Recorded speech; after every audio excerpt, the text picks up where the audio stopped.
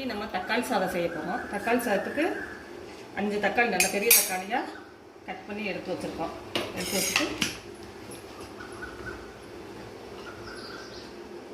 சட்டி அடுப்பில் வச்சுட்டு தேவையான அளவு ஒரு 3 ஸ்பூன் எண்ணெயை ஊற்றிக்கிறணும்.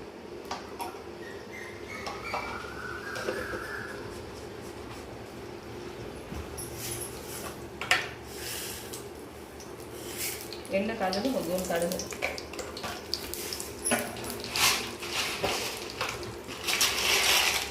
அதில் கொஞ்சம் கடலைப்பருப்பு,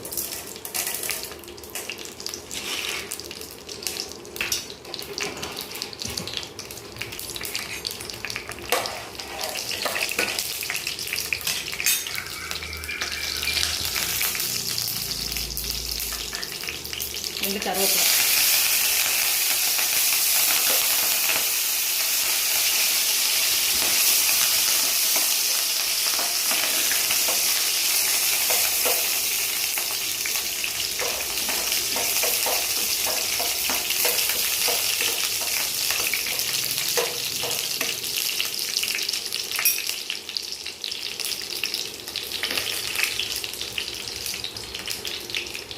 அதெல்லாம் நறுக்கி வச்சுட்டு தக்காளி வச்சுட்டு போட்டு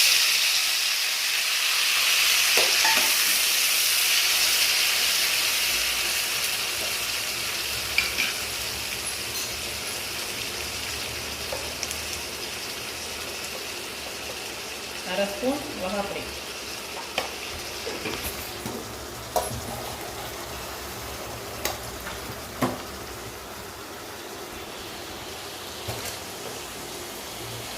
ஒரு அரை ஸ்பூன் மஞ்சள் பொடி,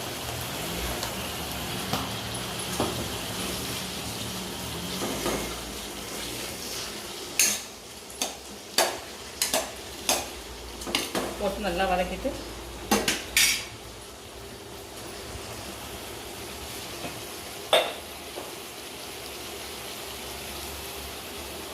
உப்பு கொஞ்சம்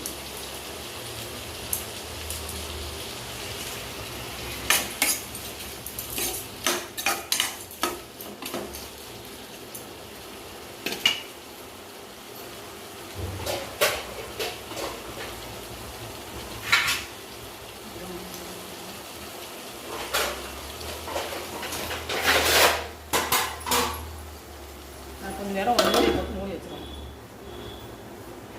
சொல்லிட்டு திறந்தோம்னா நல்லா வெந்து இருக்கும். வெந்து போயிருந்தோன்னா நல்லா கலர். இதில் தண்ணி ஊற்றக்கூடாது. தண்ணி ஊற்றணும்னா அதை தண்ணியிலே வேகணும்.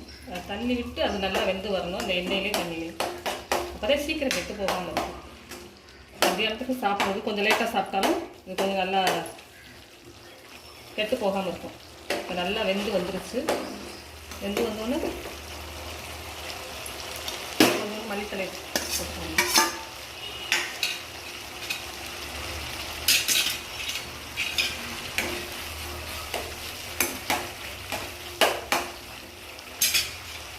இதில் ஒரு லெமன், பெருசாக இருந்தால் அரை இது, சின்னதாக இருந்தால் ஒரு லெமன் புரிஞ்சு விட்டு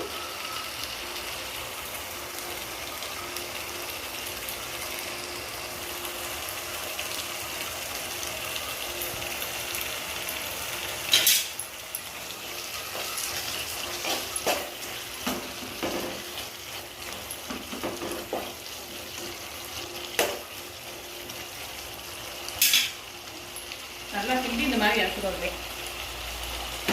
அடுத்து ஆஃப் பண்ணிட வந்தேன். நல்லா கீழே இறக்கி வச்சுட்டு நல்லா சாதம் சுட சுட வடித்த சாதத்தை அதில் போட்டு நல்லா கிளறி விட்டுற வந்தேன்.